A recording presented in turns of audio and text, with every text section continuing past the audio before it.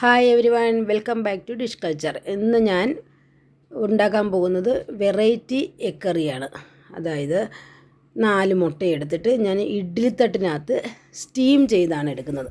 അതായത് നമ്മൾ ഇഡ്ഡലിയൊക്കെ പുഴുങ്ങിയെടുക്കത്തില്ലേ, അതുപോലെ നമ്മൾ ഇഡ്ഡലിക്കുട്ടത്തിൻ്റെ ഒരു തട്ടിലോട്ട് 4 മുട്ട ഇട്ടിട്ട് അതിനകത്തോട്ട് കുറച്ച് ഉള്ളി, തക്കാളി, പച്ചമുളക്, ശകല ഉപ്പ്, ശകലം കുരുമുളക് പൊടി, ഇതെല്ലാം കൂടെ നമ്മൾ അതിൻ്റെ മേളിലോട്ട് ഇങ്ങനെ വിതറിയിട്ടിട്ട് നമ്മൾ ഇഡ്ഡലിക്കുട്ടത്തിൻ്റെ അടപ്പ് വെച്ച് അടച്ച് നമ്മൾ സ്റ്റീം ചെയ്തെടുക്കും. ഒരു 5 മിനിറ്റ് വേണ്ട, അപ്പോഴത്തേക്ക് ആയി കിട്ടും. പിന്നെ നമ്മൾ അതിനെ ഒരു പാത്രത്തിലോട്ട് ഇളക്കിയെടുക്കണം.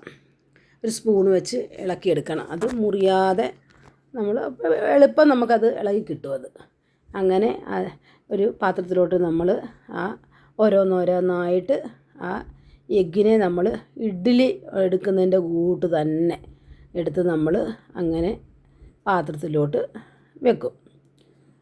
അതിന് ശേഷം നമ്മൾ ഒരു തവയെടുത്ത് അതിലോട്ട് കുറച്ച് ഓയിൽ ഒഴിച്ച് അതിനകത്തിലോട്ട് നമ്മൾ ഈ എടുത്ത ഈ എഗ്ഗിൻ്റെ ഓംലെറ്റ് ഇല്ലേ, അത് നമ്മൾ ഇതിനെ വറുത്തെടുക്കും. ഇതിനകത്തോട്ട് ഒന്ന് ചെറുതായിട്ട് എണ്ണയ്ക്കകത്തൊന്ന് ഫ്രൈ ചെയ്തെടുക്കും. അതായത് 2 വശവും, ഒരു വശം ഫ്രൈ ആയി കഴിയുമ്പോൾ നമ്മൾ അത് ഇളകാതെ അതിൻ്റെ അപ്പുറത്തെ വശവും കൂടെ മറിച്ചിട്ട് കൊടുക്കണം. മറിച്ചിട്ട് കൊടുത്തിട്ട് അത് ഫ്രൈ ആയി വരുമ്പം നമ്മൾ വേറൊരു പാത്രത്തിലോട്ട് അതിനെ മാറ്റിയെടുക്കണം. ഇത് ഈസി ആയിട്ട് ഉണ്ടാക്കാൻ പറ്റിയ ഒരു വിഭവമാണ്. സാധാരണ നമ്മൾ മുട്ട പുഴുങ്ങി അതിൻ്റെ തോടൊക്കെ കളഞ്ഞിട്ട് അങ്ങനെയാണ് നമ്മൾ എഗ് കറി ഉണ്ടാക്കുന്നത്. ഇത് ഞാനൊരു വെറൈറ്റി ആയിട്ട് ഉണ്ടാക്കുവാണ്. അത് നിങ്ങൾക്ക് എല്ലാം ഇഷ്ടപ്പെടും. നിങ്ങളതെല്ലാം ട്രൈ ചെയ്യുകയും ചെയ്യണം. നമ്മളിതിനെ എല്ലാം മാറ്റി ഒരു പാത്രത്തിലോട്ട് വെച്ചതിന് ശേഷം വീണ്ടും തവയ്ക്കകത്തിലോട്ട് നമ്മൾ ഇച്ചിരി എണ്ണ ഒഴിച്ചിട്ട് അതിലോട്ട് ശകലം ജീരകം ഇട്ട് കൊടുക്കും. ജീരകം ഇട്ട് കൊടുത്തിട്ട് ഉള്ളി, സവാള ഉള്ളി, ഒരു 2 സവാള ഉള്ളി, നമ്മുടെ ക്വാണ്ടിറ്റി അനുസരിച്ചിട്ട് 2 ചെറിയതാണെങ്കിൽ പിന്നെ ഒരു 3 എണ്ണം എടുക്കണം, വലുതാണെങ്കിൽ 2 എണ്ണം. പിന്നെ കുറച്ച് ചില്ലിയും കൂടി ഇട്ട് കൊടുത്തിട്ട് 2 പച്ചമുളക് ഇട്ട് കൊടുത്തിട്ട് നല്ലതായിട്ട് ഫ്രൈ ആവുന്നിടം വരെ നമ്മളിങ്ങനെ ഇളക്കി കൊടുത്ത് ഇടിക്കണം. കരിയാതെ. എന്നിട്ട് പിന്നെ അതിനകത്തോട്ട് നമ്മൾ കുറച്ച് കരിയാപ്പിലയും കൂടി ഇട്ട് കൊടുത്തിട്ട് നല്ലതായിട്ട് നമ്മൾ ഇതിനെ ഇളക്കണം. പിന്നെ എണ്ണ വേണമെന്നുണ്ടെങ്കിൽ കുറച്ചുകൂടെ എണ്ണ ഒഴിച്ചു കൊടുക്കാം.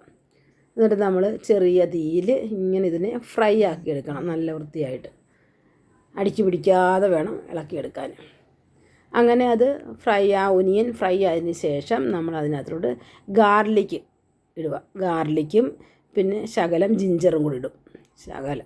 അതിട്ടിട്ട് വീണ്ടും അതിൻ്റെ ആ പച്ചമണം മാറുന്നത് വരെ നമ്മളിങ്ങനെ ഇളക്കിക്കൊണ്ടേയിരിക്കണം. അപ്പോൾ ഒട്ടും അടിക്ക് പിടിക്കാതെ നോക്കണം. എന്നിട്ട് പിന്നെ നമ്മൾ പൗഡറെല്ലാം ഇടും. അതായത് ടർമറിക് പൗഡർ, ചില്ലി പൗഡർ, പിന്നെ കൊറിയൻഡർ പൗഡർ, പിന്നെ നമുക്ക് പെപ്പർ പൗഡറാണ് ഇച്ചിരി കൂടുതൽ വേണ്ടത്.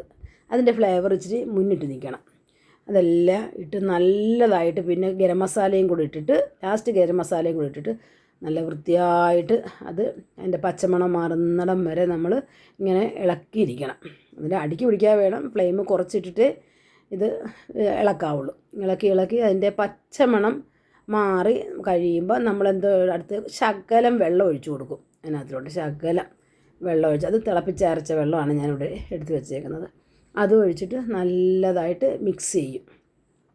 നല്ലതായിട്ട് മിക്സ് ചെയ്തിട്ട് അത് ബോയിലായി ഇങ്ങനെ വരണം. ഗ്രേവി നല്ലതായിട്ട് തിളച്ചതിന് ശേഷം നമ്മൾ കുനുകുനാന്നരിഞ്ഞ് വെച്ചേക്കുന്ന തക്കാളി ഈ ഗ്രേവിയിലോട്ട് നമ്മൾ ഇട്ട് കൊടുക്കും.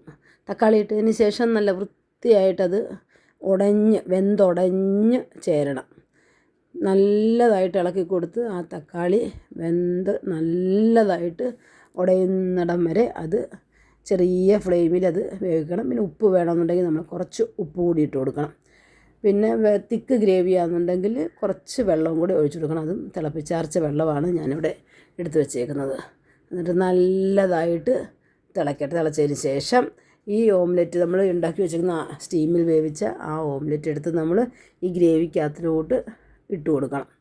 ഗ്രേവിക്കകത്തോട്ട് ഇട്ടതിന് ശേഷം ഈ ഗ്രേവി അതിൻ്റെ മുകളിലോട്ട് നമ്മൾ ഒഴിച്ച് അതിൻ്റെ ആ മസാലകളെല്ലാം അതേ പിടിക്കാൻ വേണ്ടി ഗ്രേവി അതിൻ്റെ മുകളിലോട്ട് നമ്മൾ ഒഴിച്ചിട്ട് നല്ലതായിട്ട് അത് തിളപ്പിച്ചെടുക്കണം. ചെറിയ തീയിൽ തിളപ്പിച്ചെടുക്കണം. അത് ഗ്രേവി മസാലകളെല്ലാം അതിനകത്ത് പിടിക്കുന്ന രീതിയിൽ വേണം നല്ലതായിട്ട്. അങ്ങനെ നല്ല വൃത്തിയായിട്ട് നമ്മൾ ചെറുതീയിൽ ഇതിങ്ങനെ തിളപ്പിച്ച് എടുക്കും. തിളപ്പിച്ചെടുത്തതിന് ശേഷം നമ്മൾ ഇപ്പം മല്ലിയില വേണമെന്നൊരു മല്ലിയില ഇടാം.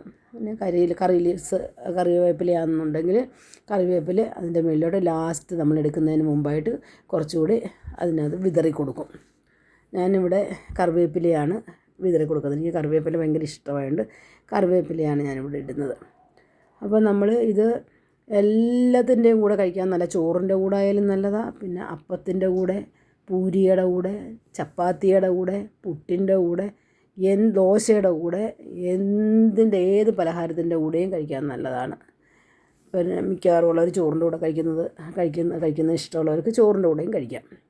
അപ്പം ഇത് എല്ലാവരും ട്രൈ ചെയ്യണം. ട്രൈ ചെയ്തിട്ട് എല്ലാവരും കമൻറ്റിൽ കൂടി ഒപ്പീനിയൻ പറയണം. ഞാനിവിടെ അപ്പം എടുത്തിട്ട് അപ്പത്തിൻ്റെ കൂടെയാണ് ഞാനിത് ടേസ്റ്റ് ചെയ്യുന്നത്. അപ്പം എല്ലാവരും ഇത് ട്രൈ ചെയ്യുമെന്ന് വിശ്വസിക്കുന്നു. അപ്പോൾ അടുത്ത വീഡിയോ ആയിട്ട് ഞാൻ വരുന്നിടം വരെ ബൈ, ടേക്ക് കെയർ.